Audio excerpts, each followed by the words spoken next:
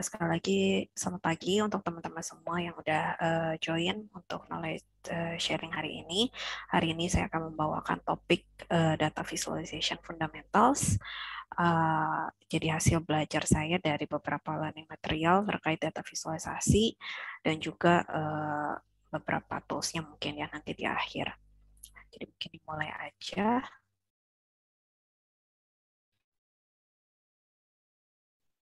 Jujur agak tremor ya ini dari kesebanyak ini gitu.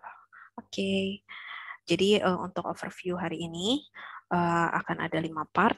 Pertama itu bahas dulu ini belajarnya bahannya dari mana. Dua terkait komponen, grafik, chart, ada apa aja. Terus yang ketiga itu tipe-tipe chart itu apa aja sih dan kita pisahin berdasarkan tujuan penggunaan kita. Kita pengen show apa. Lalu yang keempat itu dasar-dasar prinsipnya, mungkin dari apa yang udah kita pelajari dari berapa banyak tipe chart, grafik, visualisasi, ada beberapa prinsip yang bisa kita terapkan. Lalu yang terakhir itu tools-nya ya, tools yang sempat di-explore atau milih tools-nya harus yang kayak gimana sih.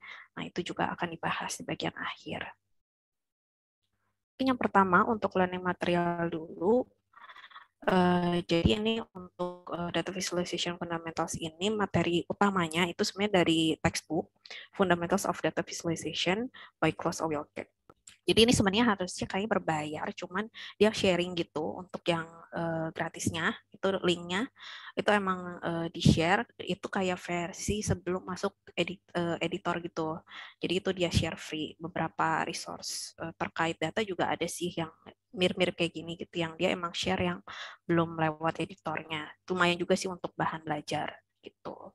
Lalu untuk suplementarinya, menggunakan materi video. Yang pertama itu untuk belajar tools Tableau, Tableau full course 6 jam itu dari Edureka. Ada linknya juga itu di YouTube, free juga. Ini semuanya berbayar karena pelit. Terus yang kedua itu yang banyak cukup dipakai juga itu the Python Graph Gallery. Jadi kalau misalnya pakai tools Python cukup membantu sih si Graph Gallery ini karena dia nyajiin semua jenis, hampir-hampir semua jenis graph, guide-nya gimana cara bikinnya, termasuk dari library apapun itu dikompil sama dia di sini dan ada beberapa contohnya juga yang use case yang mungkin sering kita pakai, jadi itu membantu banget. Mungkin itu ya untuk learning materialnya. Next kita masuk ke topik selanjutnya, yaitu kita mengenali dulu nih sebenarnya untuk data visualisasi di chart itu komponennya ada apa aja sih. Nah, kalau ngomongin komponen, kita nyebutnya itu kalau di sini estetik ya. Kalau estetik itu semua aspek, terutama aspek visual yang kita kelihatan dari satu grafiknya. Apa aja? Biasanya kita ngomongin posisi. Posisi itu biasa kita ngomongin posisi titik ya. Mungkin X-nya ada di 3, Y-nya ada di 5, terus dia di plot titik. Nah, itu namanya posisinya gitu. Terus color, ada juga shape. Shape itu bentuk, apakah bentuk ada bentuk kotak, ada bentuk segitiga, itu sering pakai juga. Size-nya baik dari size shape-nya mungkin atau size yang area itu kita nyebutnya size ya. Terus ada line width sama line type. Jadi kalau misalnya tipenya ada garisnya, kalau misalnya garis itu kita sering lihat juga mungkin di kayak PPT atau di mana kan ada line width sama line type. Nah, line type itu apakah dia garis nyambung semua, ada titik-titik atau dash gitu. Itu kan line type ya. Kalau line width itu tipis tebelnya sebuah line. Nah, biasanya emang si estetik ini itu bisa nge-represent, melambangkan atau merepresentasikan sebuah value atau sebuah kayak data itu nilainya apa gitu. Tergantung dari tipe value-nya, apa yang bisa kita pakai itu beda. Misalnya kalau kita punya datanya continue itu kita nyebutnya data yang berlanjut terus ya. Misalnya suhu itu kan kita nyambung terus. Misalnya kita ada rentang 5 sampai 10 atau 5 sampai 5 derajat Celcius sampai 5,5 derajat Celcius. Di tengah-tengah itu pasti ada value. kita bagi paling kecil pun selalu ada nilai tengahnya. Nah, itu ada, kita selalu menemukan nilai. Nah, itu namanya continue. Biasanya numerik ya kalau yang continue ini. Nah, itu kalau continue bisa pakai dari position, color juga bisa, size, sama line width. Nah, tapi kalau misalnya untuk yang untuk shape sama line type itu cuman untuk discrete aja. Kalau discrete itu yang terbatas biasanya. Jadi misalnya kayak ngomongin jumlah orang. Jumlah orang itu kan walaupun angka dia nggak ada setengah ya. Jadi kita cuma ngomong ada 1 orang, 2 orang, 3 orang.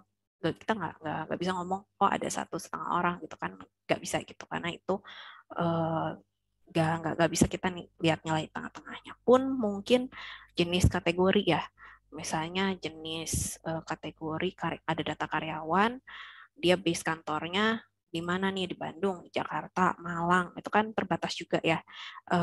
Itu berarti discrete juga. Nah itu cuma biasa semua bisa, tapi kalau misalnya yang size shape sama line type itu emang cuma buat discrete aja. Kalau dia untuk value dia nggak bisa, continue value dia nggak bisa.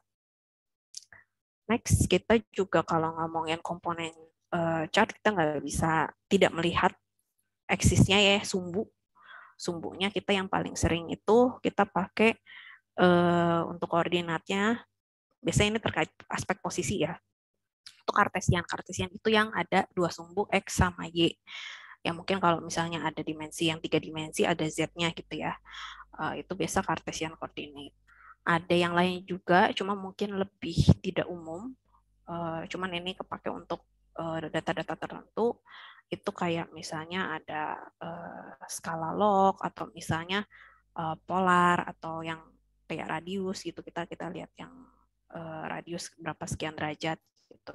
Itu kan bukan Cartesian gitu. Terus untuk penggunaan warna pun, warna itu bisa macam-macam. Untuk representasinya dia ngerepresentasikan apa aja sih? Dia pertama ngomongin kategorinya. Kategori itu kayak tadi misalnya jenis kalau karyawan, data kantor mana atau gendernya apa, itu dia bisa direpresentasikan grouping kan itu ngomongnya. Grouping bisa dengan color. Bisa juga dengan value ya, misalnya semakin besar value-nya, warnanya juga semakin tebal gitu. Misalnya jadi merah tua. Tapi kalau misalnya warnanya makin kecil, makin mendekati nol, misalnya itu jadi merah muda. Itu kan kayak ada range gitu, itu juga bisa sebagai represent value ya, data numerik itu juga bisa.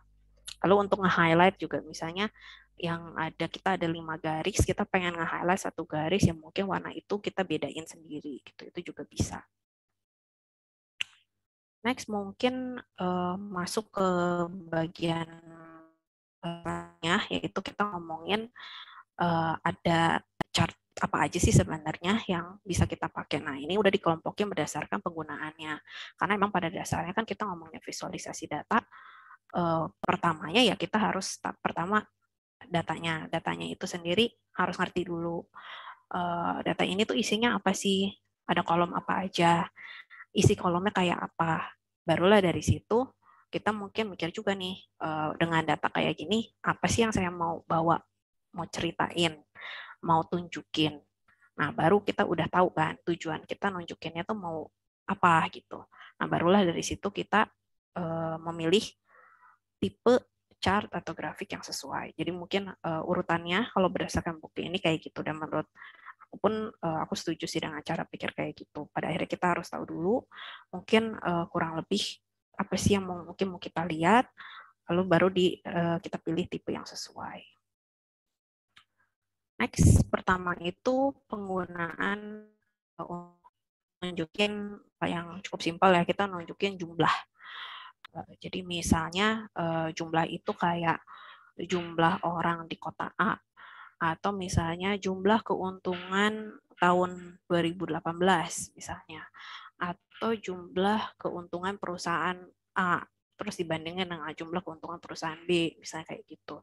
Itu kan amount ya, semuanya ngomongin nominal atau jumlah tertentu. Yang pertama itu tipenya kita bisa menggunakan bar chart atau apa ya namanya grafik batang kali ya kalau Indonesia. Itu bisa horizontal jadi berdiri tegak gini atau justru barnya kayak gini juga bisa. Itu kalau biasa kalau misalnya kita si barnya itu sebenarnya ngomongin udah ada urutannya, misalnya udah ada urutannya itu data dari tahun ke tahun, dari data dari 2018 sampai 2022. Itu kan kita ngomongin tahunnya udah ada urutan tuh. Harus naik ya biasanya. Nah, itu kita urutin berdasarkan si tahunnya itu. Tapi kalau misalnya kita ngomongin yang belum ada urutannya, misalnya ngomongin nilai si A, nilai si B, nilai si C, itu kan sebenarnya nggak terlalu ada urutannya. Biasa disarankan untuk diurutkan berdasarkan nominal ya, misalnya dari yang paling besar sampai yang paling kecil gitu. Nanti kita lihat contohnya ada di setelah ini. Variasi dari bar chart ini adalah grup bar ya. Jadi kalau misalnya kita nggak cuma ngomongin grup dari tahun ke tahun, tapi kita juga ngomongin untuk satu tahunnya itu juga dipecah lagi gitu. Misalnya di tahun 2018 kita pecah lagi divisi A, divisi B, divisi C gitu. Misalnya kayak gitu. Nah, itu juga jadi grup bar. Variasi lainnya itu stack bar. Jadi biasanya satu bar itu dibagi ke beberapa. Itu semacam alternatifnya grup bar ya biasanya. Jadi kalau grup bar itu kan satu sectionnya itu dibaginya ke samping. Nah, ini mungkin dibaginya ke atas gitu. Jadi cuma satu bar tapi dibagi ke atas. Nah, itu kalau misalnya emang datanya terlalu banyak gitu ya, itu mungkin harus ngasih label atau value-nya berapa gitu untuk supaya kita lebih cepat juga bacanya. Terus mungkin yang cukup penting juga adalah harus mulai dari nol. Nanti ini sebenarnya agak kebahas juga di bagian prinsip kenapa sih kalau bar chart ini harus mulai dari nol. Tapi ini nyambung ke persepsi kita terhadap yang namanya area. Gitu. Jadi contohnya seperti ini. Kalau yang kiri itu kita bilang ada natural ordernya ya. Kita bilang kita kan berdasarkan tahun dan tahunnya itu sendiri ada urutannya berlanjut. Pertama 2018 ke 2019 sampai akhirnya 2022. Jadi dia ikutin aja natural ordernya. Sedangkan kalau misalnya kita ngomongin title movie, nama orang, mungkin itu nggak ada urutan naturalnya. Jadi disarankan untuk kita misalnya dari kecil ke besar atau besar ke kecil berdasarkan amount-nya supaya lebih highlight juga apa sih yang top gitu, top 10 misalnya atau top 3 langsung kelihatan juga dan kita bisa langsung meng-highlight atau mengambil kesimpulan tertentu itu dari bar chart-nya sendiri. Terus ini contoh grup bar chart-nya. Jadi ini sebenarnya kita ngebedain berdasarkan age group dan country name ya. Kita ada dua aspek di sini. Kita melihat amount-nya yaitu berdasarkan usia grupnya. Dia misalnya 0 sampai 6 hari atau 5 sampai 9 tahun sama kita ngebedain juga berdasarkan negaranya. Itu bisa dengan bar chart. Lalu yang kedua itu kita untuk ngomongin jumlah atau angka itu juga bisa dengan flowchart gitu. Ini bisa untuk data yang dempet-dempet karena sebenarnya dia nggak harus mulai dari nol. Kalau bar chart kan tadi prinsipnya itu dia harus mulai dari nol, tapi kalau misalnya ini bisa nggak dari nol. Jadi kalau misalnya bedanya dikit-dikit, selisihnya dikit-dikit, itu justru mungkin bisa pakai flowchart karena dia bisa dimulai dari data yang pertamanya aja yang paling kecil, terus jadi kayak semacam di zoom gitu. Kalau flowchart itu boleh. Terus disarankan juga ini sama juga di sort datanya dari increasing atau decreasing untuk nge-highlight atau memberikan misalnya ini loh kayak yang paling besarnya ini urutannya kayak gini, yang top 10-nya berapa, top 5-nya berapa misalnya. Terus mungkin kalau datanya terlalu banyak, kalau kita ngomongin amount ya, karena kan kita kalau ngomongin amount kita pengen lihat jumlah satuannya itu. Kalau terlalu banyak di plot itu bisa ada kemungkinan dia overlap atau datanya mirip-mirip, skalanya terbatas, datanya misalnya jarak segini tapi ada 10 poin di situ kan dempet-dempet, kita mau ngomongin oh itu jumlahnya berapa juga jadi susah gitu. Makanya biasanya ini cocok untuk yang datanya nggak terlalu banyak. Jadi misalnya kalau cuman berdasarkan satu kategori atau satu tahun, ya udah itu aja. Berikut ini contohnya nih, misalnya ini datanya cukup banyak ya. Kita ngomongin dibagi per daerah, Ini data jumlah crime yang terjadi gitu ya. Terus kita ngeplotnya juga dari tahun 95 sampai 2015 gitu. Itu kan 20 tahun ya, berarti cukup banyak juga, makanya datanya sampai overlap kita juga nggak bisa dengan jelas ngelihat data mana sih yang mana gitu. Jadinya untuk yang itu mungkin cocoknya kalau emang kita cuma highlight misalnya 1 tahun, terus kita highlight yang terbanyaknya aja gitu supaya lebih jelas juga kelihatannya.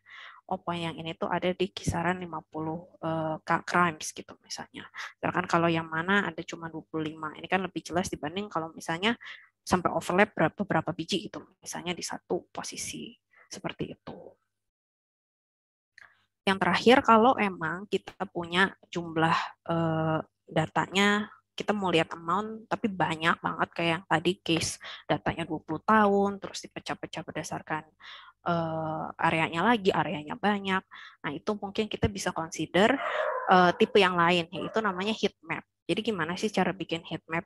Pertama kita bikin apa ya, kayak rentang warna itu, dan kita ngasih assign warna tertentu itu untuk value tertentu. Jadi misalnya kita punya rentang pink muda sampai pink tua, pink muda itu 0, pink tua itu 50.000 misalnya.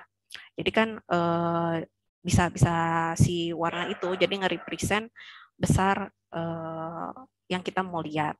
Nah, cuman emang kalau di sini itu kita nggak terlalu ngelihat satuannya, mungkin lebih ke yang apakah makin banyak untuk satu agensi atau dari tahun ke tahun itu seperti apa, yang mana yang paling besar, yang mana yang paling kecil, lebih ke trennya naik, trennya turun, itu lebih kita ngelihat itu. Tapi kalau emang punya datanya banyak dan ingin menunjukkan semua, yang berarti mungkin heat map.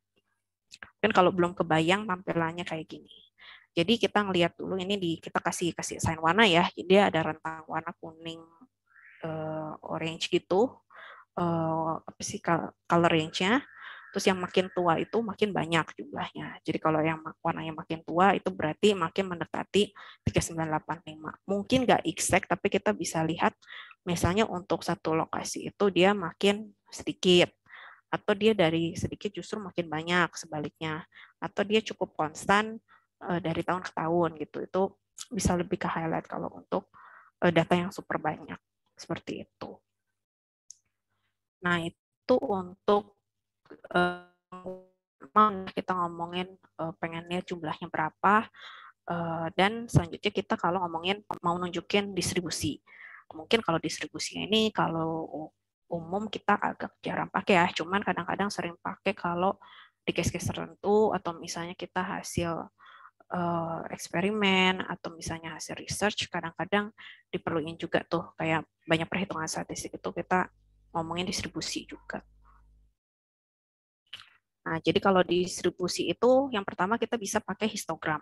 Histogram itu apa sih? Histogram itu bentuknya kayak bar chart, tapi biasanya bedanya itu dia lebih dempet-dempet, dan kalau bar chart kan kita nggak terlalu mikirin tadi ya lebar batangnya atau lebar si barnya itu berapa atau gimana. Nah, kalau di sini lebar si barnya itu mempengaruhi, karena lebarnya itu menunjukkan range-nya. Dia tuh mau ngomongin range yang angkanya berapa sampai berapa. Mungkin paling gampang kalau kita ngomongin kayak nilai ya. Jadi ada satu kelas, kita ngelihat tes skornya 0 sampai 100 gitu ya. Ada 25 anak. Jadi biasanya mungkin yang lebarnya itu kita ngomongin tentang nilai. Jadi 0 jadi 100 kita bagi tuh. Jadi lebar yang equal. Misalnya kita bagi jadi 5, berarti mungkin 0 sampai 20, 21 sampai 40, dan seterusnya. Nanti kita ngitung tuh berapa sih anak yang nilainya ada di rentang 0 sampai 20 misalnya. Terus ada berapa yang di rentang 81 sampai 100. Nah, nanti jumlah anaknya yang berada di rentang itu jadi tingginya gitu. Jadi height-nya indicate count atau frekuensi, sedangkan width-nya itu kita ngomongin rentangnya. Gitu. Jadi emang si width-nya ini akan mempengaruhi juga tingginya. Kalau kita ubah-ubah lebarnya, kita rentang si barnya, itu pasti akan mempengaruhi juga count-nya. Karena kan bisa jadi nanti kalau misalnya dikurangin, count-nya jadi lebih berkurang. Karena yang asalnya masuk jadi masuk ke grup yang lain gitu. Nah, ini kalau di histogram itu direkomendasi emang kita harus coba berbagai width, berbagai lebar ya binnya. Karena bisa jadi kalau misalnya terlalu sempit-sempit, kita range terlalu kecil-kecil, misalnya kita tadi skor, balik lagi contohnya, 0 sampai 100 kita baginya terlalu kecil, jadi 0 sampai 4, pokoknya 44 gitu ya, sampai 100 itu kan lebih kecil-kecil banget, mungkin jadi lebih runyam gitu, jadi kayak kita ngelihatnya juga bingung, ini kayak gimana, banyak banget naik turunnya kan kalau kayak gitu. Pun kalau misalnya kita terlalu lebar, nanti kita ada yang naik turun tren tertentu itu justru malah kita nggak kelihatan. Jadi emang kita mungkin harus banyak, ketika bikin histogram harus banyak nyoba-nyoba nih. Kalau binnya segini gimana, kalau binnya digedein gimana gitu. Lalu untuk di sini lebih cocok untuk single distribution, paling banyak pun 2 distribution dengan kondisi tertentu. Nanti ada contohnya. Nah, ini contohnya yang kita ngomongin distribution ya. Kita sebenarnya ini semua dari data yang sama, tapi kita binnya beda-beda. Bisa kelihatan dengan binnya yang beda, itu hasil chartnya pun akan beda-beda ya, karena tadi mempengaruhi frekuensi. Kalau misalnya terlalu kecil atau bahkan ini kita binnya dikecilin lagi gitu ya, bakal lebih runyam gitu. Kita mau bilang, ini trennya kok banyak banget naik turunnya gitu. Kita mau lihat apa sih, terlalu busy katanya. Tapi kalau misalnya kita terlalu gini pun, terlalu lebar, atau bahkan mungkin lebih lebar lagi, bagian yang ada turunan di sini nggak kelihatan, atau mungkin ada perubahan tertentu yang sebenarnya cukup signifikan, tapi nggak kelihatan karena udah kayak ke summarize gitu. Nah, ini untuk yang tengah-tengahnya gitu, yang mungkin lebih ideal. Di satu sisi dia nggak kehilangan si yang tren yang tiba-tiba turun ini, tapi dia juga nggak terlalu busy gitu. Lalu kita ngomongnya nih ya, kalau misalnya 2 distribusi. Nah, 2 distribusi ini bisa kayak kita rotate 90 derajat gitu ya, si histogramnya. Kalau tadi kan ke atas jadi ke samping. Lalu yang satu ngomongin distribusi yang satu ngomongin distribusi yang lain. Jadi ini kebetulan bedanya itu yang ini distribusi yang male, yang ini distribusi yang female. Terus jadinya kan kita bisa nunjukin 2 distribusi. Kalau satu doang ke atas kan dia paling cuma satu ya, tapi kalau kayak gini kita bisa 2 distribusi. Cuman emang mungkin nggak semua 2 distribusi kayak gini gitu. Mungkin yang count-nya sama, cuman beda pengelompokan atau beda grouping aja kayak gini. Ini kan berdasarkan gender gitu. Mungkin kalau yang satu ngomongin jumlah, yang satu ngomongin hal yang beda lagi, jadi nggak relevan. Mungkin malah kalau kayak gitu malah lebih baik dibagi dua diagram aja. Kalau ini kan lebih dibandingin kayak apa ya, ini histogram yang penduduk Indonesia gitu loh. Kan suka ada ya kalau misalnya ngomongin jumlah hasil sensus gitu berdasarkan age group dibagi dengan cowok dan cewek gitu misalnya.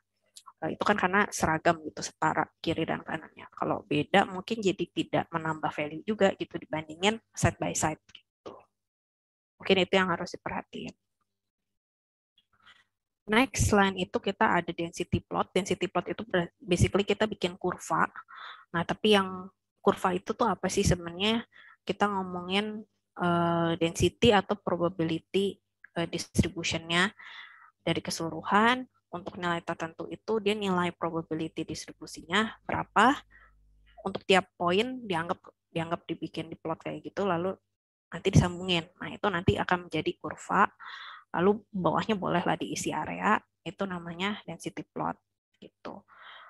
Biasanya kita ngomongin probability-nya itu udah ada perhitungannya sendiri ya, biasa di tools yang kita pakai, dan itu biasa ada perhitungannya karena density estimation.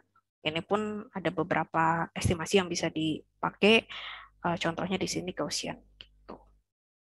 Terus kalau untuk data yang gini, datanya lebih banyak lebih baik. Makanya kadang-kadang kalau kita statistik juga mungkin harus ada minimal data tertentu supaya emang representatif gitu data kurvanya itu emang benar gitu. Kalau terlalu jarang-jarang kan mungkin seolah-olah ada pola tapi sebenarnya enggak. Nah, ini cocok untuk bisa satu, bisa multiple distribution juga bisa.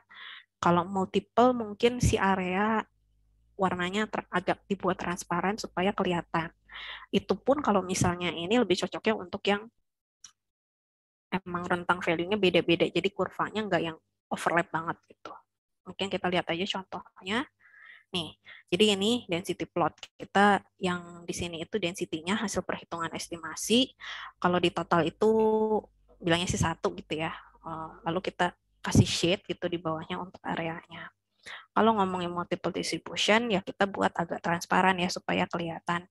Dan baiknya emang yang kalau dilihat di sini kan nggak semuanya peak-nya di sini gitu ya. Kita peak-nya ada yang di tengah, ada yang di daerah 5-10, ada yang daerah sini. Kalau ini kita bisa ngomong distinct ya. Karena kan nanti kalau misalnya kita lihat ini kita masih bisa ngebedain. Tapi bayangin kalau semuanya peak-nya ada di start dari 0, peak-nya semua di antara 6-7 gitu. Itu kan kita mau bedain warna walaupun dibikin transparan agak sulit gitu. Nah, untuk yang kayak gitu mungkin kurang cocok dibuat density plot. Mungkin lebih baik dibuat sendiri-sendiri aja, itu mungkin akan lebih membantu gitu untuk kita ngelihat distribusinya. Kalau misalnya mendisting kayak gini masih oke karena nggak terlalu menghambat kita ngelihat yang lain gitu ya.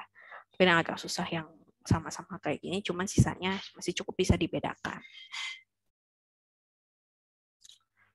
Next ini selanjutnya ada empirical qualitative distribution function. Jadi basically kalau yang ini kita harus ada data satuan. Balik lagi mungkin contohnya paling gampang adalah data nilai satu kelas. Jadi kita harus ngurutin dulu tuh. Misalnya ada nilainya kan rentangnya 0-100, kita urutin dulu dari yang paling kecil ke yang paling gede. Nah, kalau udah diurutin, kita nanti bisa ngeplot si chartnya gitu, karena yang pinggirnya itu bisa dibilang nomor ordernya atau kumulatifnya, nanti yang bawah itu jumlah skornya. Nanti kelihatan step-stepnya gitu ya. Ini sebenarnya gunanya buat apa sih? Mungkin yang lebih kepake itu ini kalau kita mau nentuin kalau ini dijelasin waktu itu dan emang setahu aku juga kayaknya paling umum adalah untuk nentuin nilai gitu ya, batas nilai. Jadi suka ada misalnya orang yang ngasih nilai itu nggak saklek bilang kalau di atas 80 itu A gitu misalnya. Tapi dia nentuin dulu, dilihat dulu distribusinya nilai si siswa-siswanya, baru dia nentuin oh A itu berapa gitu. Nah, itu biasa nentuin dari sini gitu. Karena kan kalau dari sini ketahuan ya, misalnya ada 40 anak gitu. Terus diurutin lah, berarti kan udah ada urutan 1-40. Nah, nanti ketahuan pokoknya aku pengen ngasih A ke 20% yang nilainya paling tinggi gitu. Berarti mungkin yang kalau 40 mungkin kita ngomongin 32-40 ya, yang di urutan ke 32-40 kalau naik gitu. Itu pokoknya mau dikasih A. Berarti batasnya berapa tuh? Berarti kan kita lihat aja nilai yang 80% atau yang di urutan ke-32 ini, kita lihat kayak gini, kita lihat nilainya berapa. Oh, berarti di sekitaran 74-75 misalnya. Oh, itu batas A-nya. Nanti B-nya mungkin di 60% gitu. Dia lihat lagi 60, oh berarti ada sekitar 65. Jadi rentangnya nggak beraturan ya, lebih ngikutin distribusinya aja. Nah, ini case-nya emang sangat membantu untuk case-case yang emang kita perlu berapa sih nilainya kalau yang ada di 80%, yang di 60% itu nilainya berapa sih gitu. Lebih kepake untuk yang kayak gitu. Selanjutnya ini sebenarnya kelanjutan dari si yang kumulatif tadi ya, atau kuantif itu kita ngelihatnya. Kita udah ngurutin kayak gini pun bisa diproses lagi lebih jauh gitu.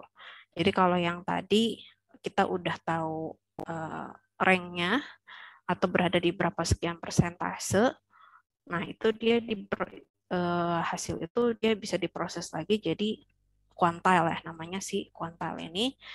Itu dia pakai pemrosesan statistik itu, biasa kalau nggak salah itu yang Z value gitu deh. Nah itu Z value-nya berapa sih? Terus nanti kita kan dapat Z value dari semua 40 anak misalnya. Kita punya dapat dari actual data yang kita punya. Lalu kita dibandingin tuh sama kalau misalnya kita punya kondisi ideal distribusi tertentu. Paling umum dan sering kita dengar mungkin distribusi normal. itu Z value-nya berapa aja. Kalau misalnya, terus dia dibandingin tuh Z value yang dari distribusi normal sama yang ini, yang di Y-nya ini adalah yang tadi Z value yang kita dapat dari data sebenarnya. Lalu diplot banget. Kalau emang dia bisa bikin data garis lurus atau titik-titiknya itu membentuk mendekati garis lurus, artinya oh dia emang distribusi si anaknya itu distribusi data yang kita punya mendekati dengan distribusi ideal yang kita pilih itu. Misalnya contoh ini normal distribution.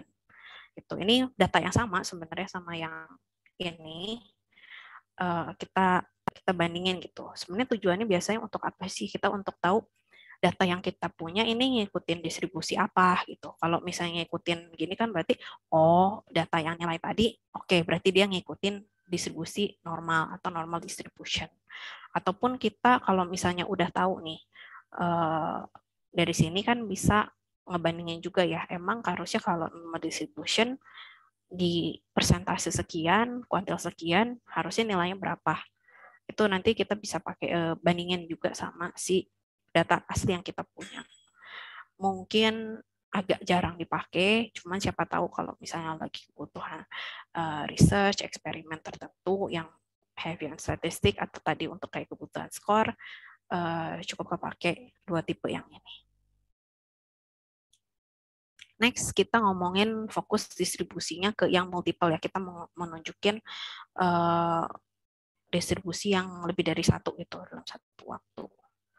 Nah, ini kita bisa pakai box plot. Ini mungkin cukup sering ngelihat ya ini, dan mungkin dulu waktu pelajaran statistik atau apa juga suka disuruh bikin. Jadi di sini untuk kita nunjukin distribusinya itu di y-axis-nya. Jadi nanti yang ke kanannya itu distribusi-distribusi lainnya. Jadi misalnya tadi ada beberapa jenis ikan, kita mau lihat distribusi panjangnya. Nanti ini untuk ikan tipe A misalnya. Nanti untuk ikan tipe B ada box plot tapi di sebelahnya lagi. Nah itu box plot ya. Kita lihat biasanya di sini atasnya itu maksimum, minimum, terus biasa di sini tuh kuartal 3, ini median, kuartal 2 kalau nggak salah yang kayak gitu. Nah ini kita dari sini itu bagusnya adalah dia bisa nunjukin beberapa informasi penting ya. Tadi kayak misalnya mediannya berapa, maksimumnya berapa, jauh nggak. Misalnya ada yang maksimumnya tinggi banget tapi medianya di tengah-tengah. Berarti kan mungkin datanya agak skewed gitu ya, agak condong kemana gitu. Ini dulu juga populer karena dia cukup gampang ya. Kalau kita gambar tangan juga dulu mungkin seperti disuruh gambar tangan itu cukup gampang.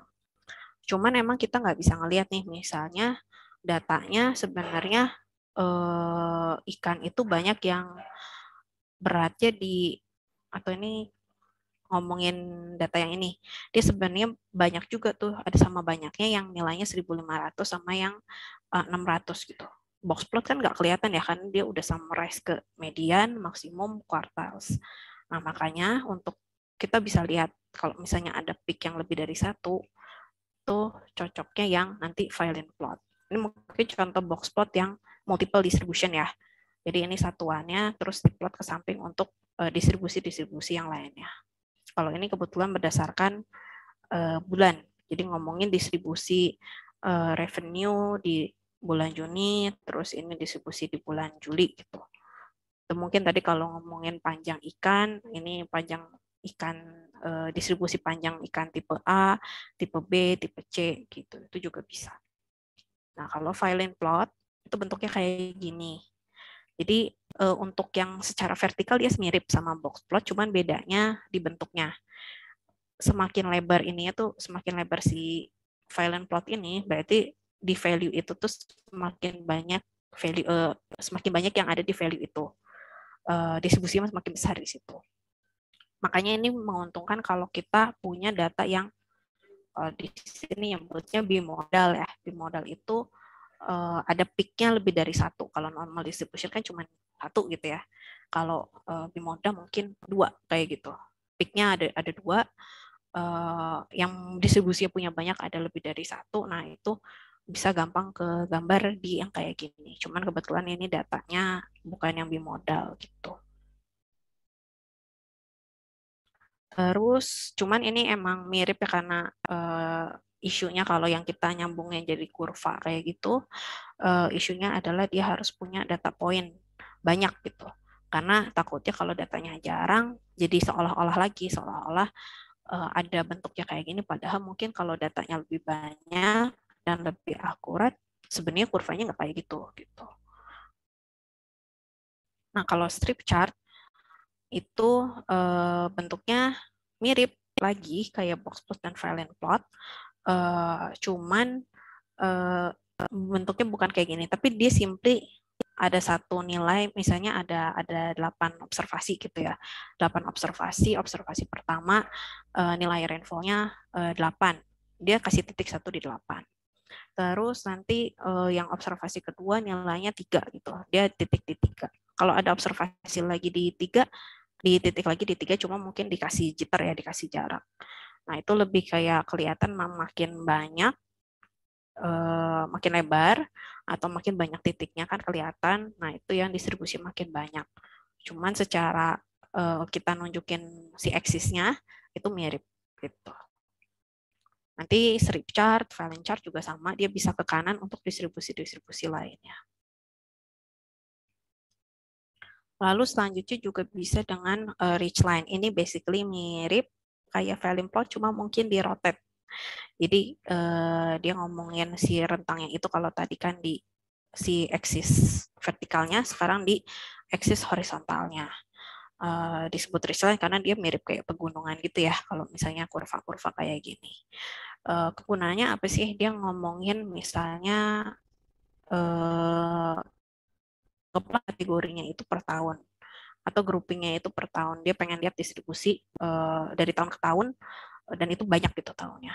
Dengan dibandingkan kayak gini kan kelihatan ya, oh dia trennya sempat berkurang terus naik lagi misalnya kalau untuk contoh data yang ini. Pun dari masing-masingnya kita kelihatan kurvanya dari tahun ke tahun bentuknya samakah kayak gini semua atau beda-beda. Oh ternyata ada yang peaknya lebih tinggi, ada yang kebetulan punya datanya distribusi kayak gini, kayak ada landai, ada peaknya dikit lagi gitu. Atau yang misalnya langsung melandai, itu juga kan bisa kelihatan gitu perbedaannya gitu. Selanjutnya mungkin untuk proportion. Jadi kalau proportion ini ngomongin seberapa besar sih grouping yang ini terhadap keseluruhan. Jadi misalnya kalau ngomongin data karyawan dengan berdasarkan pengkategorian atau grouping kantor, misalnya berapa banyak karyawan yang base kantornya Jakarta dari keseluruhan sub media, atau berapa persen karyawan yang ada di Jakarta sih dibanding yang di Bandung. Itu kan kita membandingkan proporsinya juga gitu. Nah, itu biasanya ngomongin proporsi.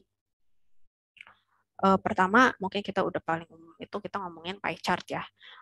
Jadi ada satu lingkaran, itu kita bagi areanya berdasarkan besar proporsinya, itu besar persentasenya. Cuman emang ini cocoknya mungkin untuk yang pertama nggak terlalu banyak kita baginya. Jadi mungkin cuma 2 atau sampai 4 gitu. Dan idealnya sih untuk kita ngelihat yang fraction atau percentage yang gampang-gampang lah. Kayak misalnya kalau dibagi satu lingkaran ini jadi setengah, jadi sepertiga, jadi seperempat. Itu cukup gampang secara kita langsung ngelihat itu aksesnya gitu. Makanya cocoknya untuk yang kayak gitu. Kalau misalnya udah banyak dikit, apalagi ada yang kecil-kecil banget, nah itu kan kurang ideal karena kita nggak bisa ngelihat juga.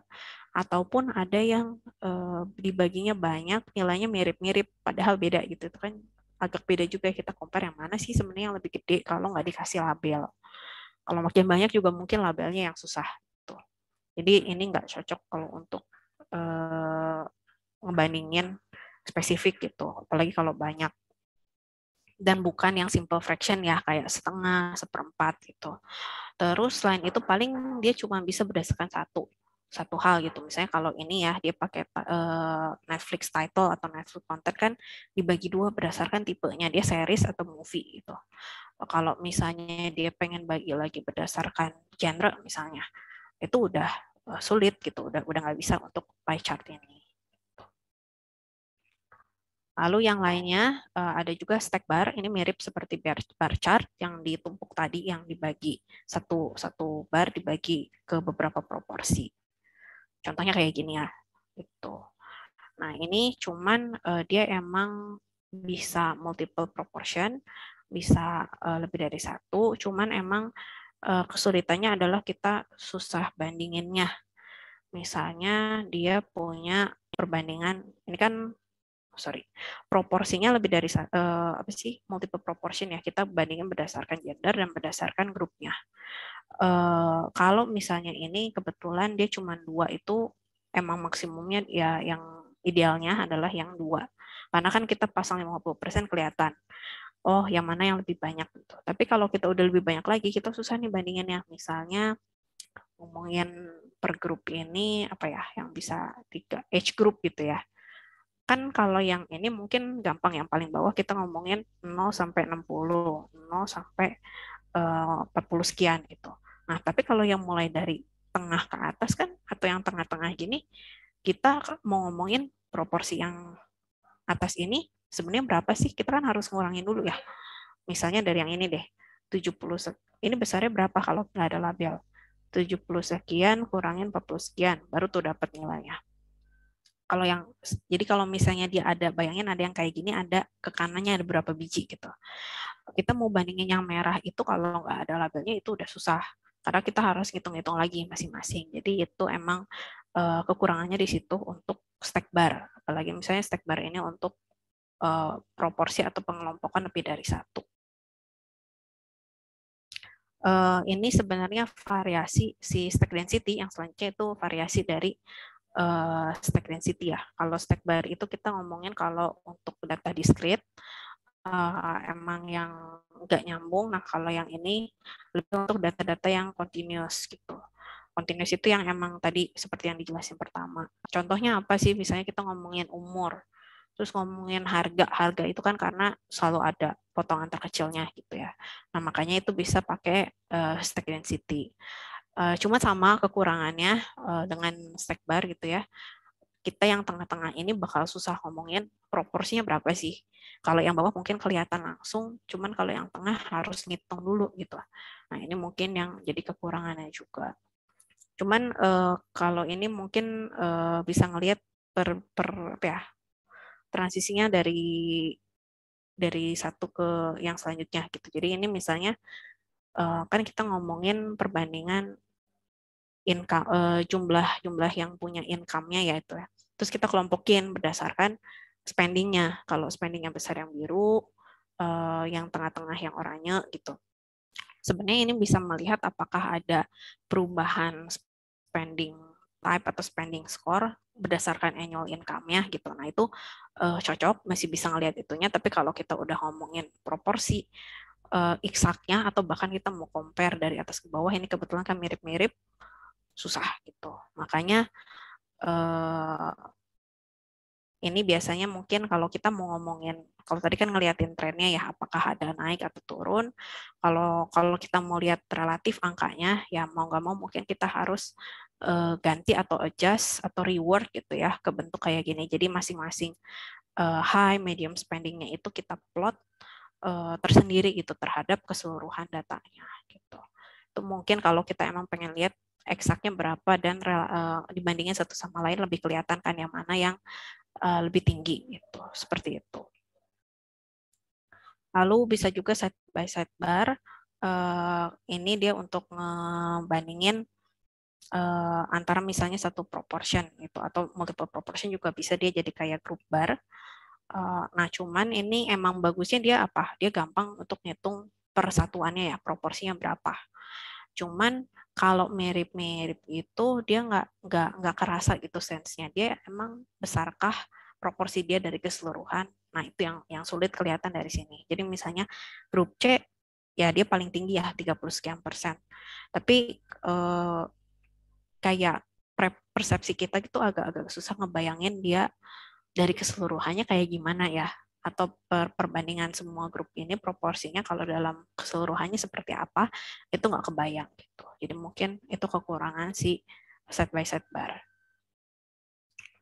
Terus ini variasi dari proporsi yang banyak gitu ya, kita nyebutnya nested proportion. Ini nested proportion itu kalau kita punya lebih dari satu grouping, tuh kita pengen tahu yang spesifik gabungan dari dua grouping. Misalnya balik lagi contoh karyawan, karyawan ada pengelompokan pertama itu dengan gender misalnya, terus pengelompokan kedua dengan kantor base.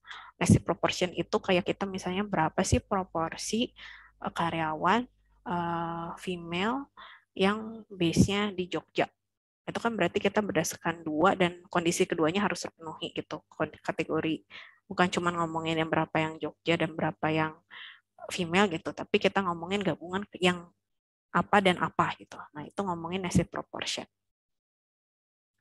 Itu artinya common mistake-nya apa? Kadang-kadang kayak kedouble dua kali ya kalau kita nggak hati-hati. Misalnya kita ngitung berdasarkan female dan male, terus nggak digabung gitu. Jadi dia ada misalnya ada 50 orang dibagi berdasarkan female dan male, terus ada grouping yang kedua berdasarkan kantor base. Bisa jadi dia nanti double counting malahnya di total 1000 gitu, 100 gitu, karena dia ngomong, oh misalnya 25 yang male, 25 yang female, terus dia ngitung yang kategori keduanya itu ngejumlahin aja gitu. Karena dia nggak ngeh gitu, itu adalah proporsi atau grouping yang udah berbeda lagi. Jadi itu ada resiko itu kalau misalnya kita ngomongin acid proportion. Kalau kita nggak hati-hati milihnya, nanti ngedefine-nya bisa kayak gitu. Makanya kita untuk chart ini ada yang spesifik tipenya itu mosaic plot, tree map, sama parallel set. Yang pertama mosaic plot, mungkin dilihatin aja contoh endingnya itu kayak gini. Jadi emang dia based on area ya. Berapa besar proporsinya itu kelihatan dari size-nya, kelihatan dari besar areanya. Itu. Jadi misalnya grup yang area yang ini tuh ya emang ngomong yang dia masuk ke grup B dan background orang tuanya itu high school gitu. Tapi kalau misalnya yang ini adalah grup B yang background orang tuanya associate degree gitu. Itu jadi udah dipisah sendiri. Caranya gimana sih? Jadi yang pertama di grouping yang tipe yang pertama itu kita taruh di x-axis, lalu kita bagi si kotaknya ini secara apa ya? Kita baginya kayak gini berdasarkan si groupingnya. Jadi misalnya secara keseluruhan emang yang paling kalau kita ngelihat grouping berdasarkan grup ABCD-nya ini aja paling besar itu C. Nah, itu proporsional tuh, makanya jarak siang C-nya paling besar ya karena emang secara keseluruhan yang grup C itu emang lebih besar. Makanya kita bagi si x-axisnya ini jaraknya berdasarkan proporsi si grouping pertama ini. Jadilah seperti ini. Lalu step keduanya kita bagi secara ya di sisi vertikalnya berdasarkan proporsi ya masing-masing yang di sini. Ini kan berarti parental background-nya gitu ya. Nah, ini kita bagi masing-masing si kotak yang per grup yang udah kita hasil pertama dengan si parental education proportion-nya. Jadilah seperti ini. Jadi emang ada dua tahap. Nah, ada yang mirip tapi nggak sama, jadi agak beda caranya. Itu namanya tree map. Jadi tree map itu kayak gini. Sama sih sebenarnya dia kita ngomongin semakin besar areanya, semakin besar di proporsinya. Prinsip itunya sama. Cuman cara pendekatannya itu beda. Kalau tadi kan kita ngomongin emang kita lihat x-axisnya terus dibagi ya si jarak-jaraknya yang di x-axisnya itu. Nah, kalau yang ini dia emang udah ngomonginnya bukan x-axisnya aja, tapi udah area keseluruhannya lah. Jadi area keseluruhan satu kotak gede ini dia anggap satu, terus dia bagi tuh area ini berdasarkan grouping yang pertama yaitu si grup ABCDE ini gitu. Ini udah bukan cuma berdasarkan x-axis saja, tapi pokoknya tahu jadi areanya, besar areanya. Terus nanti untuk yang grouping yang kedua itu yaitu parental background-nya sama lagi. Jadi yang asalnya grup C ini asalnya segini, dibagi lagi areanya dengan prinsip yang sama. Jadi emang dia udah melihat area keseluruhan, dia bagi gitu. Kalau yang tadi kan cuma ke satu arah ya, antara sini atau sini gitu baginya. Mungkin ke kelebihannya kalau yang ini dia bisa lebih dari satu, bisa lebih dari dua ya. Kalau misalnya ibaratnya nih kita tambah satu lagi grouping gitu berdasarkan gender gitu. Bisa lagi gitu karena tinggal areanya dipecah lagi aja. Cuman mungkin semakin sulit kita bandingin uh, satu sama lain gitu karena makin banyak kecil-kecil kotaknya dan agak uh, ambigu juga gitu. Yang mana sih sebenarnya karena shape-nya kan beda. Ini sama ini shape-nya beda, yang mana sih yang lebih gede gitu. Kadang-kadang mungkin persepsinya ada yang kerasa lebih gede yang mana padahal besarnya sama itu areanya dan emang proporsinya sama gitu. Jadi mungkin kekurangannya di situ. Cuman kelebihannya dia bisa lebih lebih banyak proporsi lagi gitu sebenarnya. Seperti itu untuk si tadi mosaic plot kayak gini. Jadi emang dia dua arah. Kalau ini mungkin cuma dua. Kalau tree map itu dia lebih melihat emang areanya langsung, kotaknya langsung sebagai area. Lalu yang ketiga itu parallel set. Jadi kalau parallel set ini dia ngebagi proporsi atau pengelompokan tipe groupingnya itu dia bagi jadi tiga set paralel ya. Jadi misalnya yang pertama itu berdasarkan grouping race-nya, terus yang kedua berdasarkan educational background-nya, yang ketiga berdasarkan apa gitu. Nah nanti masing-masing si area ini tuh dibagi gitu berdasarkan proporsinya. Nanti disambungin si area yang pertama, jadi ada kayak pitanya lah ya, pita dari set yang pertama ke set yang kedua. Mungkin kalau nggak kebayang bentuknya gini gitu.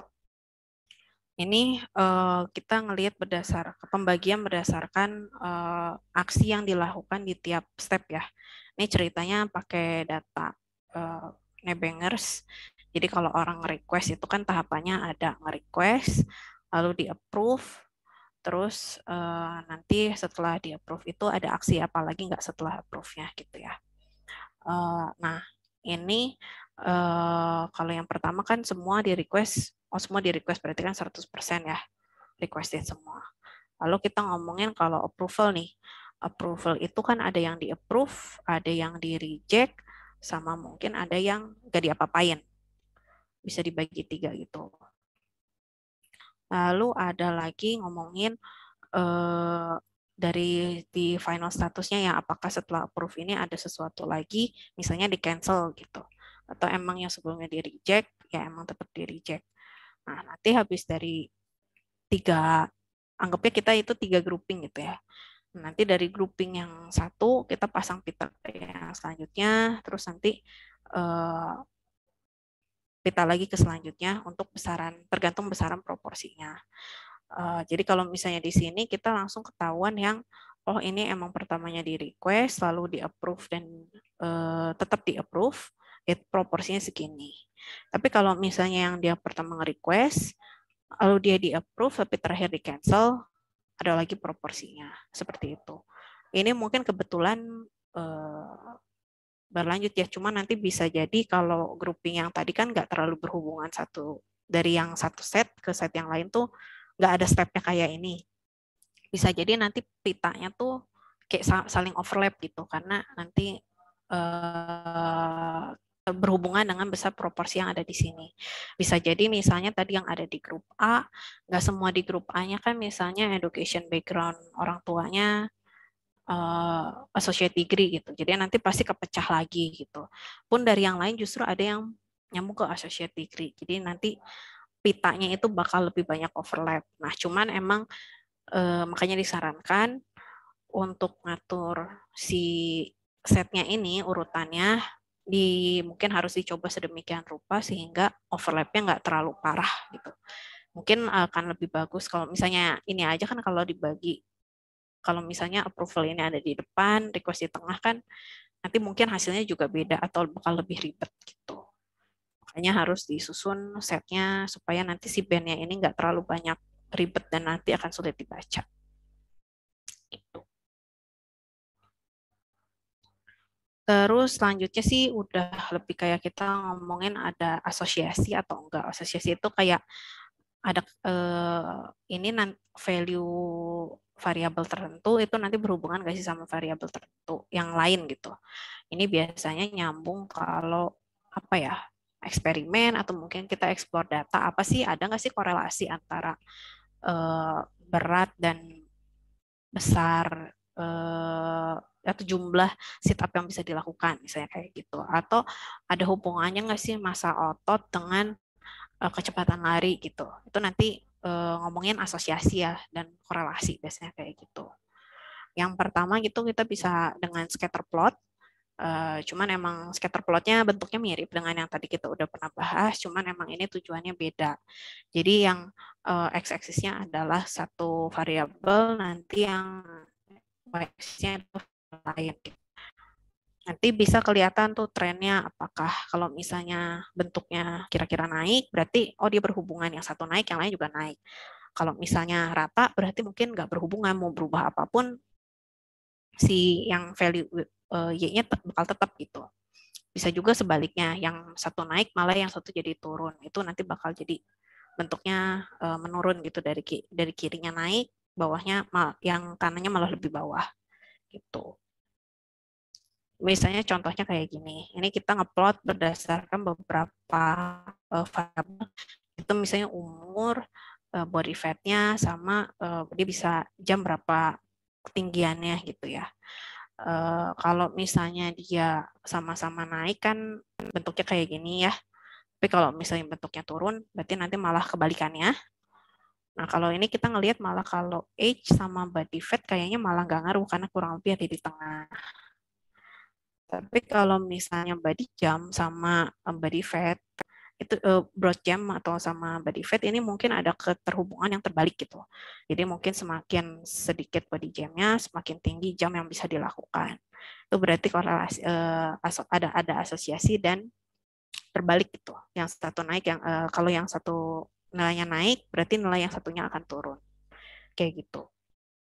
Ini scatter plot, cuman emang dia kalau datanya banyak, kalau overlap itu akan sulit kelihatan gitu ya. Dan dia biasanya nggak terlalu banyak. Kalau kita ngeplotnya kayak gini, paling maksimum kalau kayak gini doang kan 2 variabel, ini paling 3 variabel atau 4 variabel gitu yang bisa diplot bersama-sama. Kalau udah lebih dari 4 variabel yang kita pengen lihat asosiasinya, itu ya kita pakainya parallelogram. Jadi ini mirip ya dari kayak gini, tapi ada perhitungan lanjutannya dulu. Jadi untuk masing-masing age misalnya sama body fat, age sama broad jump, age sama mungkin ada variabel lain, dia ngitung dulu nih si coefficient correlation-nya. Itu udah ada rumusnya sendiri, biasa kalau pakai tools juga udah ada functionnya, tinggal diketik aja core gitu biasanya. Udah gitu nanti kedapat hasilnya tinggal digambarin kayak matriks yang tadi. Cuman kalau ini kan kita ngeplot titik ya. Kalau nanti kalau udah dapat correlation coefficient ya nanti langsung ngomong aja, oh age sama body fat itu correlationnya berapa, langsung ada angkanya. Tapi bentuknya tetap matriks. Gambarnya kayak gini contohnya. Jadi misalnya kalau gini bacanya, oh berapa sih correlation coefficient antara height sama age? Oh dia cuma minus 0,29. Terus kalau weight sama age berapa? Weight sama height beda lagi gitu.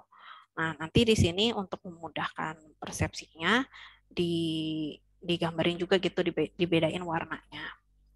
Kalau correlation coefficient ini emang nilainya antara 1 sampai minus 1 ya. Kalau minus 1 itu artinya ada korelasi, tapi korelasi kebalik. Jadi yang tadi aku bilang malah kebalikannya gitu ya. Yang satu naik malah yang satunya turun gitu. Nah itu minus 1 kalau sangat strong correlation seperti itu. Kalau minus 1 tadi, kalau 1 itu berarti yang satu naik, yang lain juga naik gitu. Dan itu korelasi sangat kuat. Kalau 0 itu justru nggak ada hubungan apa-apa. Yang satu naik, yang nilai yang satunya lagi ya tetap segitu-gitu aja gitu karena nggak ada pengaruhnya. Itu. Nah, di sini ini langsung kelihatan. Nah, makanya kalau tadi kan bakal sangat busy ya kalau scatter plot itu benar-benar semuanya diplot, terus variabelnya juga banyak, itu bakal sibuk banget. Tapi kalau ini udah di summarize lah sama kita dan udah langsung bisa nyimpulin, oh kalau minus berarti kecenderungan terbalik dan makin besar, makin tua nih warnanya, berarti makin besar juga ini sebenarnya asosiasi atau korelasinya gitu. Cuman emang kebalik arahnya. Terus tujuannya dibedain ini juga supaya lebih gampang aja sih. Oh, kalau biru minus, kalau merah plus gitu. Kalau misalnya semua ini range-nya dari merah, semua dari yang minus, nanti justru malah kita susah melihat yang sebenarnya nggak ada korelasinya gitu, yang nol. Itu justru malah kita kan susah didusnya yang mana gitu. Yang ketiga ini sebenarnya kalau kita ngomongin lebih ke individual observation ya, kita ngomongin dari tahun ke tahun gitu, apakah semuanya naik, lalu apakah naik dan turun, itu lebih ke gambar. Mungkin lebih langsung gambarin aja. Slope graph itu kita ngeplot, scatter plot biasanya untuk masing-masing observasi itu kayak gini ya, kita ngomongin udah yang spesifik, terus kita ngeplot nih berdasarkan mungkin kalau ini 3 tahun, biasanya kadang-kadang ada juga yang cuma 2 tahun. Apakah semuanya turun ataukah ada nilai tertentu yang malah ketika yang lain turun yang selanjutnya naik gitu, apakah ada hubungannya dan apakah hubungannya sama gitu, yang satu apakah yang satu turun semua juga turun ataukah yang satu turun yang lainnya naik gitu. Nah, ini asosiasi antara si observasinya ini juga itu bisa kelihatan dari slope graph. Kayak misalnya gini, yang lain cenderung sama atau cenderung turun, kok yang ini ada yang naik gitu. Mungkin kayak asosiasinya kebalik dibanding yang lain. Biasanya ini datanya nggak boleh terlalu banyak, lebih small number observation ya, kita ngomongnya juga nggak terlalu banyak, beneran cuman 95, 2005, 2015 gitu, tahunnya nggak terlalu banyak. Untuk tipe yang ininya juga kita emang nggak banyak ya, kita cuma bandingin 4 gitu. Contohnya mungkin bandingin jumlah penduduk dari tahun misalnya 2005 sampai 2015 atau 3 tahun yang kayak gini tapi per negara gitu. Jadi yang ininya per negara, ininya penduduk, itu juga bisa untuk slope graph. Next ini asosiasi, tapi kalau kita udah berpikirnya itu function atau time series gitu. Biasanya apa yang dari waktu ke waktu. Kalau fungsi itu kan kita masukin X-nya apa, hasilnya cuma satu ya. Nah, itu definisinya itu. Pun kalau misalnya kayak time series pun kan sama ya, kita ngomongin observasi atau misalnya nilai di satu waktu, misalnya 1 Januari 2023 suhunya berapa ya, ya paling dapatnya itu gitu untuk satu tertentu. Makanya ini khusus yang kalau misalnya ngomongin sifatnya seperti itu, ada seperti fungsi. Jadi dia ada satu sebelum dan ada sesudahnya, titiknya itu jelas gitu. Kita bisa disambungin juga. Bisa lewat scatter plot. Kalau scatter plot ini bisa kayak gini, cuman mungkin kekurangannya agak sulit dibaca gitu ya. Kalau misalnya jaraknya agak jauh-jauh, makanya dibantu biasanya jadi jadi line graph. Dengan line graph juga ini kebantu banget kalau misalnya kita ada dua hal gitu yang kita plot ya. Jadi misalnya kalau ini perkembangan berat ayam 1 dan ayam 22 gitu. Ayam ID 1 sama ayam ID 22. Kebetulan dua-duanya ini tipe pola makannya dibedain. Kalau misalnya satu tadi kan oke lah kelihatan. Nah, tapi kalau udah 2 warna dan cuma titik doang kan agak sulit. Makanya kalau kita sambungin dan kasih garis, itu akan lebih kelihatan perkembangannya seperti apa, trennya seperti apa. Bahkan kalau kita ngomongin tren doang nih, kita pengen nggak terlalu sibuk gitu lihatnya, ya bisa di take out juga sebenarnya si plotnya, jadi garis gini doang. Jadi ini transformasinya ke line graph, terus mungkin titiknya dihilangin jadi kayak gini. Terus bisa juga kalau misalnya connected scatter plot ini justru dia hasil dari misalnya 2. Ini kan berarti kita ngomongin weight si yang tipe diet 1 sama weight tipe diet 2 ya. Kalau ini kan dua-duanya di plot terpisah terhadap waktu. Kalau connected scatter plot justru dia ngeplot X-nya itu mungkin weight yang diet 1, ininya itu weight yang diet 2. Nanti kita diplot kalau misalnya di hari pertama atau misalnya hari ke-0 X-nya dietnya yang diet 1 weight-nya berapa, yang diet 2 weight-nya berapa. Itu diplot berarti X sama Y-nya. Lalu untuk titik kedua, hari kedua berapa, tapi yang diplot itu sama, lebih ke value si diet 1 terhadap diet 2. Kalau ini kan terhadap waktu. Nah, jadi lebih kayak untuk ngegabungin dan ngeliatin si polanya juga gitu biasanya. Cuma mungkin kalau ini orang nggak terlalu terbiasa juga, orang mungkin lebih terbiasa dan lebih enak atau mengerti gitu, emang lebih cepat line graph. Tapi kalau sekalinya udah tahu yang ini, justru mungkin lebih ngebantu gitu, karena dia ngeliatin si hubungannya gitu. Kalau misalnya sama-sama udah diplot kayak gitu tetap naik, berarti kan berhubungan gitu, positively correlated. Tapi kalau kebalikannya negatively correlated kayak yang tadi ya kita nyebutin. Terus kalau misalnya spiral berarti mungkin dia lebih kayak siklus gitu bentuknya. Cuman mungkin emang disebut juga sih di buku ini, orang mungkin agak lebih susah untuk mengartikan yang connected scatter plot itu. Orang lebih terbiasa kalau udah connected itu lebih ke yang line graph biasa, ke si independent variabelnya aja. Terus kalau ngomongin tren, jadi tren itu kan apa ya? Kalau misalnya kita punya observasi data, misalnya data, anggaplah data Nightbangers, jumlah user, daily user tiap hari, terus kita punya data setahun. Itu kan berarti kita punya 365 data. Kalau kita plot atau ngelihat semuanya kayak tadi, line graph sambungin satu-satu, mungkin jadi terlalu apa ya, terlalu sibuk gitu. Kita ngelihatnya naik turun gitu kecil. Sebenarnya trennya secara garis besar ya dia naik kah, turun kah, sama kah, itu kan mungkin agak lebih sulit itu melihatnya. Makanya untuk biasa kita ngelihat tren tertentu mungkin bisa di smoothing. Smoothing itu kayak misalnya banyak yang fluktuasinya kayak gini, di smoothkan supaya kita bisa ngelihat, oh dia trennya sebenarnya naik, oh dia sebenarnya kurang lebih sama gitu, untuk mengurangi si fluktuasinya itu. Ada beberapa cara, di sini dijelasin sih, mungkin dijelasin singkat aja kalau lewat sini. Ada moving average. Jadi kalau moving average itu misalnya kita punya 365 data, tapi kita ngelihat ada time window, kita hitung average-nya per 30 data point itu, kita hitung average-nya. Jadi nanti pada akhirnya datanya lebih smooth, dan karena poin datanya juga lebih sedikit gitu, karena nggak nyampe 365 kalau kita ngitung cara itu. Terus selanjutnya ada lowest. Lowest itu dia mirip sama yang moving average, cuman kalau di sini kan average, misalnya window 30 hari itu dianggap sama, jadi dia ngitung average aja. Teman kalau ngomongin lowest itu dia ada bobotnya. Jadi dalam 30 hari itu ada pembobotannya yang mana yang mungkin bobotnya lebih tinggi. Nah, karena prosesnya lebih banyak, pemrosesannya, jadi mungkin bisa jadi lebih berat. Kalau datanya nggak terlalu banyak mah mungkin oke. Tapi kalau datanya sangat banyak, dia harus ngitung lagi pembobotannya berapa, hasil dengan pembobotannya berapa, itu mungkin jadi lebih lambat atau significantly lebih lambat gitu. Kalau yang ini dia ada spline model. Ini biasanya kalau tipe smoothing ini emang katanya sih bisa langsung milih gitu ya untuk perhitungannya. Jadi dia lebih ringan jatuhnya dibanding si lowest tadi gitu.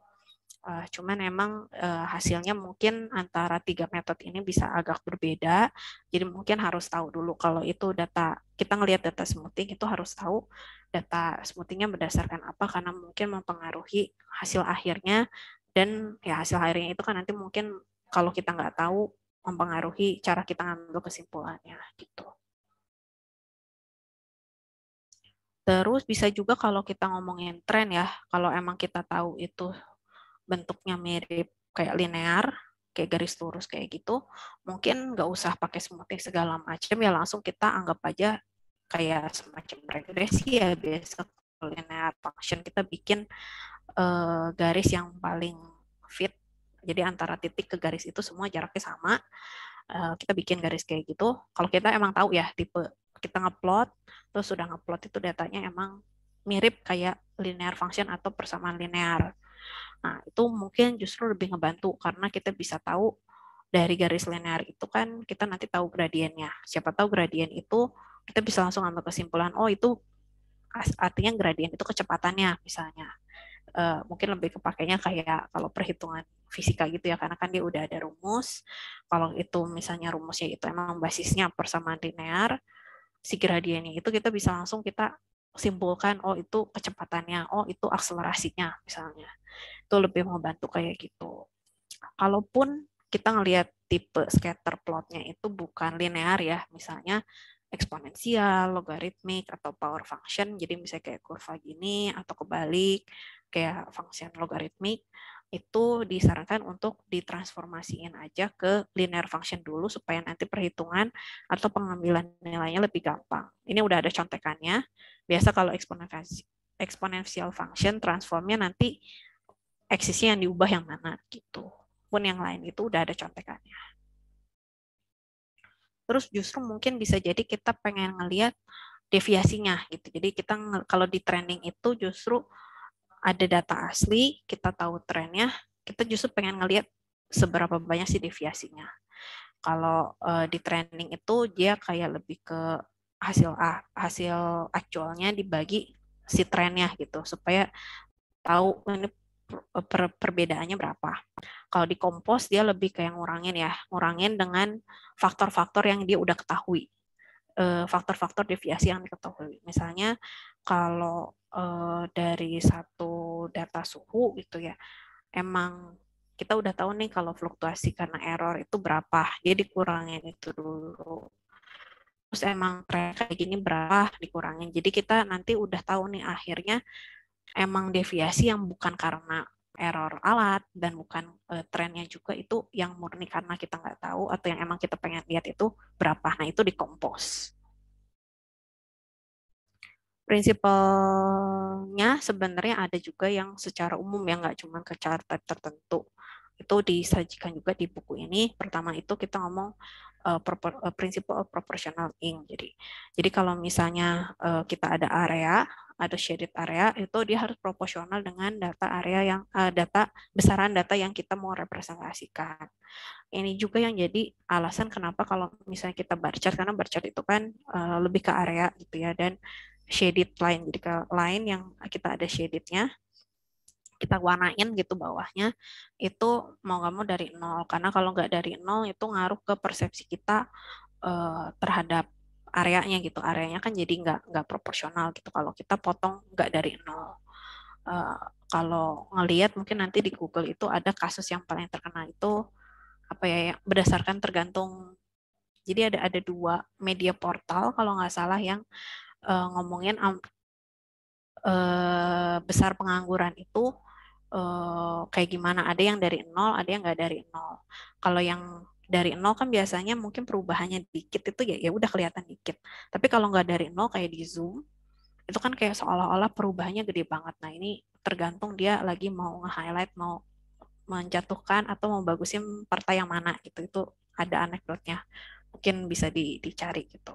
Makanya ini kalau misalnya bentuknya bar chart atau yang ada area, itu emang nggak boleh dipotong-potong. Kalau misalnya dari nol ya harus dari nol gitu. Terus bisa dibilang kalau orang sebenarnya lebih enak lihat jarak dibanding lihat area. Terus kalau misalnya lihat area itu lebih cocok dengan yang berdasarkan jarak dibandingkan sudut. Makanya kalau tadi perbandingannya tree map kan area berdasarkan jarak ya, karena dia kotak. Sama ada yang misalnya pie chart. Kalau pie chart kan areanya berdasarkan besar sudut. Nah itu sebenarnya secara persepsi mungkin lebih mudah mengambil kesimpulan atau perceive yang berdasarkan distance base kayak tree map atau mungkin mosaic plot gitu.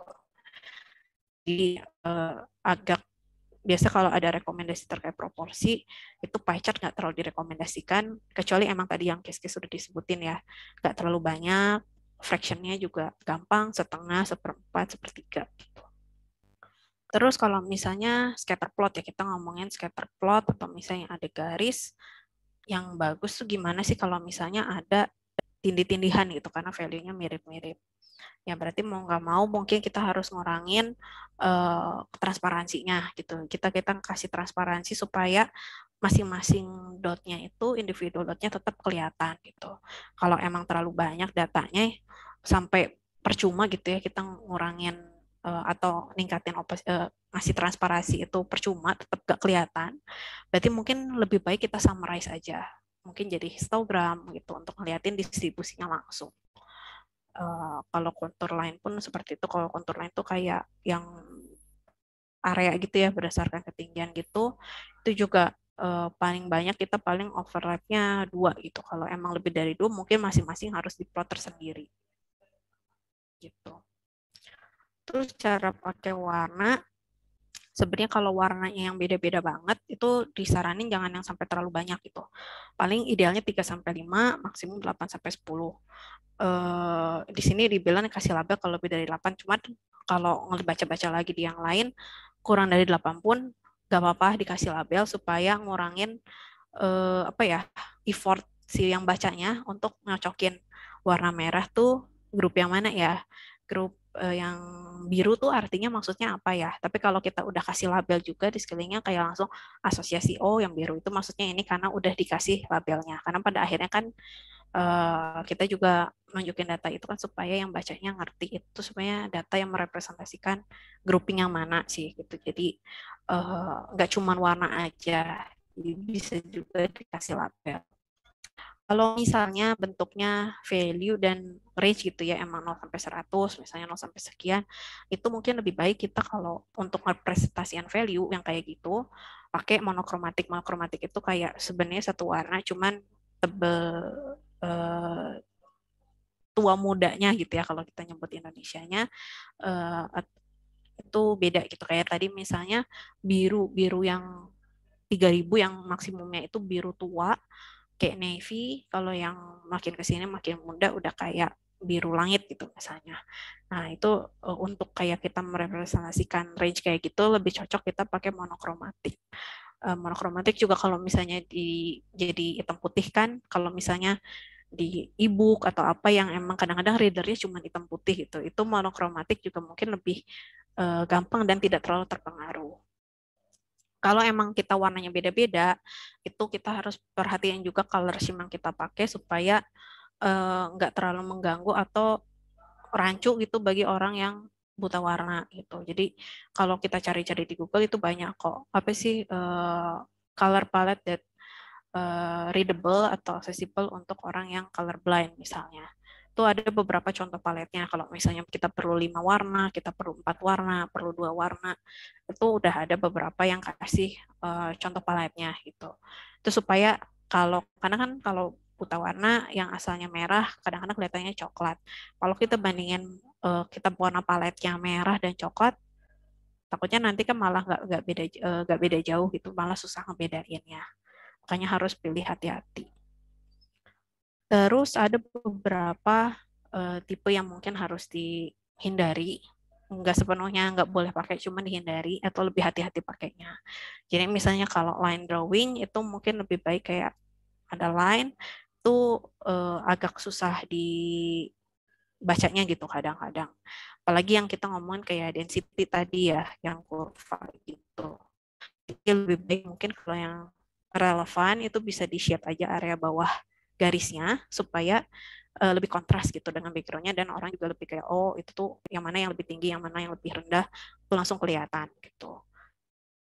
Terus untuk misalnya 3D kayak bentuknya kubus gitu bar kan suka ada ya kalau misalnya di Word atau mana dulu tuh bar chart itu tuh bentuknya dikasih 3 dimensi gitu pinggirnya. Nah itu sebenarnya nggak disarankan sih karena uh, itu kan ngaruh ke gimana kita ngelihatnya. Kayak itu kan sebenarnya 3 dimensi tapi ditaruh di hal yang cuma 2 dimensi gitu kayak layar kita. Bisa jadi itu nge-distort sense of area. Sedangkan kan kita kadang-kadang persepsi nilainya kan dari areanya gitu ya, dari besarnya. Jadi mungkin malah lebih menyulitkan gitu untuk mengetahui itu datanya besarnya berapa. Mungkin pengecualiannya adalah kalau emang yang datanya butuh 3 dimensi ya. Misalnya yang bentuk tertentu, struktur apa gitu yang emang bentuk 3 dimensi, ya mungkin itu bisa dipakai gambar yang apa atau visualisasi yang bentuk 3 dimensi ya nggak apa-apa karena emang bentuknya kayak gitu gitu. Atau bisa juga kalau emang visualisasinya itu bentuk dashboard dan dashboardnya itu digital ya. User bisa ngeklik, bisa ngerotate, bisa ngelihat, jadi kayak benar-benar bisa lihat segala sisi untuk nge-interpret datanya dengan lebih baik gitu, nggak cuma dari lihat dua gini doang, tapi bisa digeser, bisa dilihat atau bisa di hover itu ada info apa, itu mungkin baru yang bisa ngejustify penggunaan 3D gitu. Terus terakhir, kalau untuk pilih tools, itu sebenarnya kalau dari buku ini itu disarankan kita yang reproducible dan repeatable. Jadi maksudnya yang reproducible itu kita dengan cara yang sama bisa menghasilkan grafik yang mirip gitu bentuknya. Atau bahkan dengan cara yang sama persis kita bisa bikin hal yang sama persis juga. Kenapa? Karena kadang-kadang kita udah bikin nih satu chart untuk anggapnya paper misalnya. Ternyata karena satu dan lain hal kita butuh chart yang mirip untuk misalnya paper yang sama atau direvisi gitu ya. Kalau misalnya step yang nggak kelihatan, step yang nggak ke-record, terus sangat tergantung variasi orang yang ngerjainnya, nggak kelihatan juga history dia ngapain, bakal susah kan, kayak aduh gimana ya cara bikin grafik yang bisa sama persis kayak gitu gitu. Itu kan akan menjadi menyulitkan juga, jadi malah lebih lama gitu. Makanya disarankan untuk yang bisa reproducible dan repeatable. Terus selain itu juga lebih kayak untuk ke reverse engineer juga gitu sih. Jadi untuk orang yang belajar ngelihat ngikutin step, bisa nggak sih dengan mudah gitu menghasilkan visualisasi mirip atau sama persis bahkan. Terus selain itu berdasarkan kita gunanya juga apa ya, kita bikin visualisasi itu kan mungkin kadang-kadang kita cuma explore datanya, sambil explore data atau explore kita mau bikin visualisasi finalnya kayak gimana, kita otak-atik dulu, dan juga akhirnya nanti kita finalnya mau bikin yang kayak apa kita udah tahu sama persis. Nah itu kan tujuannya agak beda. Bisa jadi toolsnya pun beda berdasarkan tujuan ini gitu. Kalau emang lagi mau explore datanya, explore tipe-tipe jenis datanya, ngelihat trennya ada tren datanya kayak gimana, itu mungkin lebih baik nyari tools yang emang bisa satu dia bisa offer banyak tipe visualisasi. Jadi kita bisa switch satu sama lain cepat gitu. Kita coba deh kalau tampilannya gini gimana, kalau pakai visualisasi gini gimana. Terus juga bisa apa yang ngelihat berbagai data, kita gampang filternya, misalnya kita gampang bikin perhitungannya gitu, karena kita kan lagi nge-explore, kita lagi banyak beriterasi lah. Itu dengan semakin cepat kita bisa bikin iterasi selanjutnya kan lebih baik. Jadi kita nge-highlight itunya. Sedangkan kalau kita untuk hasil akhir, kita harus lihat yang mungkin lebih fleksibel gitu, yang bisa benar-benar segala macamnya di custom sehingga benar-benar bisa sesuai yang kita harapkan dengan data yang kita harapkan, eksis, labeling, warna, estetik yang kita harapkan juga gitu. Nah itu yang harus kita lihat untuk presentasinya. Nah, kalau dari pengalaman ini ada 3 yang dipakai, yang aku coba sih, yang explore. Tapi ini mungkin bias ya untuk pros and cons-nya, kadang kan tergantung background-nya juga masing-masing. Yang pertama itu Python. Kalau Python itu emang dia coding base, emang dia ngoding, pakai banyak beberapa library untuk membantu bikin visualisasinya. Terus untuk ngetiknya sendiri itu di Google Collaboratory Notebook. Pro-nya dia sebenarnya dia termasuk ya untuk reproducible dan repeatable itu dia iya. Ibaratnya kita copy kodenya orang dengan data yang sama persis itu ya udah pasti sama persis hasilnya. Lebih enak juga mungkin orang yang untuk belajar. Terus karena bisa langsung produce hal yang sama. Terus library-nya banyak. Jadi kita mau bikin visualisasi apa juga ada gitu. Dan bisa diakalin, lebih fleksibel juga. Terus kalau sekarang pakai Google Collaboratory Notebook itu nggak usah setup gimana-gimana ya, langsung buka aja, langsung di-connect ya udah jalan gitu. Langsung ngoding aja. Kalau dulu pakai Jupyter Notebook, nggak tahu akunya yang cupu gitu ya. Kok kayaknya susah banget gitu, harus nge-install ini itu dulu gitu. Nah, kalau sekarang jauh lebih mudah. Mungkin konsepnya adalah tergantung orangnya ya. Kalau emang belum punya pengalaman ngoding sama sekali, nah ini mungkin butuh sih minimal banget kayak tahu logic ngoding atau ada apa aja di codingan itu, sama data struktur, tahu gitu kalau punya data, pengolahan data itu yang mungkin seperti apa aja, kayak SQL itu membantu juga, walaupun nggak sama persis ya, cuman cara pikirnya itu mirip. Cuman kalau yang background-nya mungkin belum ada. Nah, ini mungkin halangan terbesarnya di situ gitu. Jadi tampilannya kayak gini. Ada kodenya, kita bisa ngeran kodenya, blok kode tertentu, itu kita bisa ngerannya nggak harus keseluruhan 100 line gitu, 100 line semua, itu kita bisa pecah-pecah kodenya ke beberapa blok, terus kita ngeran blok tertentu aja, itu bisa gitu. Di sini misalnya kita untuk melihat datanya langsung, terus bikin visualisasinya kayak gini, itu bisa. Next, nyoba pakai Google Data Studio Report, namanya kalau sekarang tuh apa ya, Locker gitu kalau nggak salah. Dia UI base, cuman emang kalau kita perlu perhitungan tambahan, jadi data tertentu kita olah lagi gitu misalnya, nah itu ada juga sih khusus pane atau pop-up window-nya. Keuntungannya adalah sebenarnya dia connect ke Analytics, BigQuery gitu-gitu ya gampang ya. Pokoknya yang Google base data source-nya udah langsung tersedia lah di paling atas. Udah gitu kan kalau Google Database gitu atau Google Analytics gitu kan live database. Si report ini tuh bisa jadi kayak dashboard juga sekaligus gitu, karena kan dia bisa nge-load live database terus bisa langsung diakses juga sama orang, jadi jatuhnya kayak dashboard. Itu kalau orang yang butuh dashboard mungkin cocok juga gitu untuk yang ini.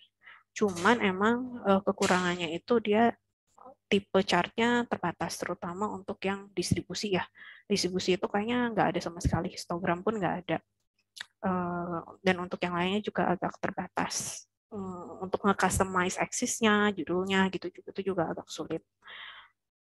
Terus kalau dari aku pribadi agak susah gitu, kurang intuitif gitu. Misalnya untuk nambah data, aku harus ngeklik apa ya gitu, kayak sulit banget gitu nge-add data yang mungkin bukan Google base product gitu.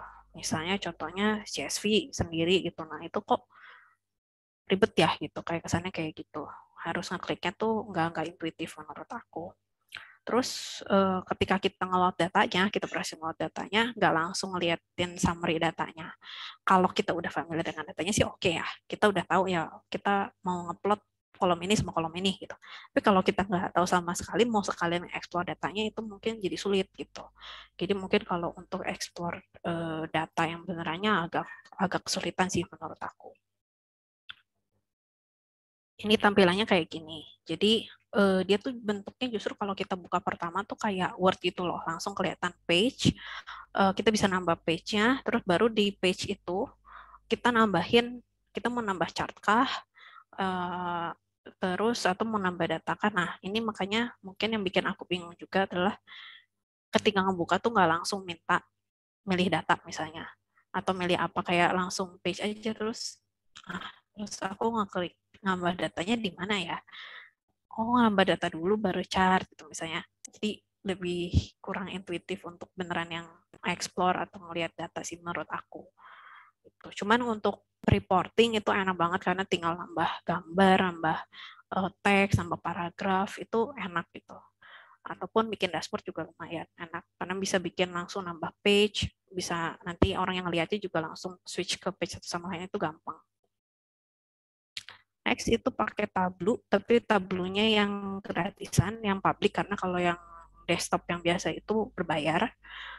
Dia juga mostly UI base, sama kalau misalnya ada butuh pemrosesan data, agak-agak kayak ngoding dikit gitu, kayak input function, itu ada.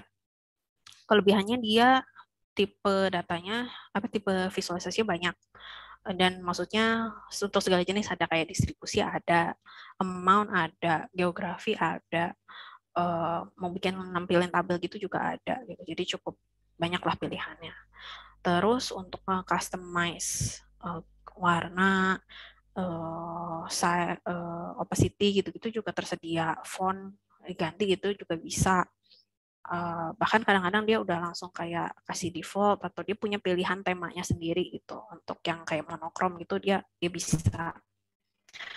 Terus kalau untuk yang simpler visualisasi, misalnya kita punya data, ya udah kita cuma mau upload kolom ini sama kolom ini, nggak butuh perhitungan lain, itu sebenarnya gampang banget ya, tinggal kayak drag and drop atau milih field terus kita pilih aja chartnya yang mana gitu, nggak perlu ngoding.